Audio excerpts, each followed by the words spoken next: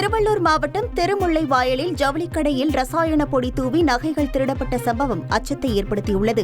உமாராணி என்பவர் நடத்தி வந்த ஜவுளிக்கடையில் வாடிக்கையாளர் போல் புகுந்த 2 பேர் ரசாயன பொடியை தூவி 6 சவரன் தங்க நகைகளை திருடி சென்றதாக கூறப்படுகிறது. இதுகுறித்து புகார் அளித்த உமாராணி ரசாயன பொடி தூவியதும் சுய நினைவை இழந்து தானே நகைகளை கழட்டி கொடுத்ததாக வேதனையுடன் தெரிவித்தார். 2 பேர்ல ஒருத்தன் வந்து இங்க நின்று இது பண்ணி என்ன இது அந்த சாவி குத்து என்ன எடுக்க கூட தோணலை. அவங்க பண்ற இதுல சாவி எடுக்கவே தோணலை. எனக்கு ஒரு மாதிரி கை காலெல்லாம் ஒரு மாதிரி பண்ணிட்டாங்க. என்ன கண்ணுக்கு இருட்டு மாதிரி தெரிஞ்ச பிறகு என்ன ஆச்சுன்னா அப்புறமா வந்து நானாயே எடுத்துட்டேன் தாலி செயினும். அப்புறமா நானாயே பொட்டலும் பண்ணிட்டு கல்லா பெட்டில வச்சேன். சாரி ஃபால்ஸும் வேணும்னு சொல்லிட்டு திசை திருப்பிட்டா.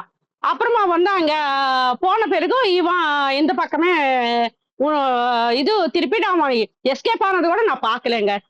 தேனி மாவட்டம் ஆண்டிப்பட்டியில் திருமலை நாயக்கர் பிறந்தநாள் விழா கொண்டாட்டத்தின் போது பட்டாசு வெடித்ததால் இளைஞர்கள் மற்றும் போலீசாருக்கு இடையே வாக்குவாதம் ஏற்பட்டது. பட்டாசு வெடித்ததால் போக்குவரத்திற்கு இடையூறு ஏற்பட்ட நிலையில் அதனை காவல்துறையினர் கண்டித்ததால் இளைஞர்கள் வாக்குவாதத்தில் ஈடுபட்டுள்ளனர். செய்திகளை உடனுக்குடன் தெரிந்து கொள்ள உடனே சப்ஸ்கிரைப் பண்ணுங்க.